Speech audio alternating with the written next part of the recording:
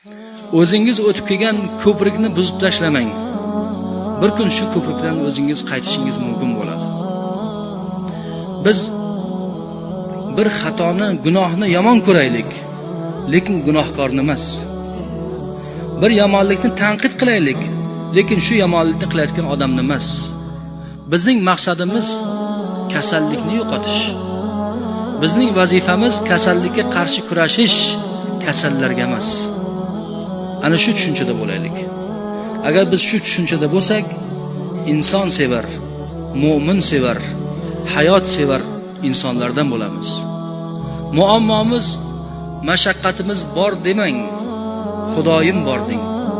Har qanday mashaqqat muammolarni inshaalloh oson qiladi. Va oxir da'vauna alhamdulillahi robbil alamin.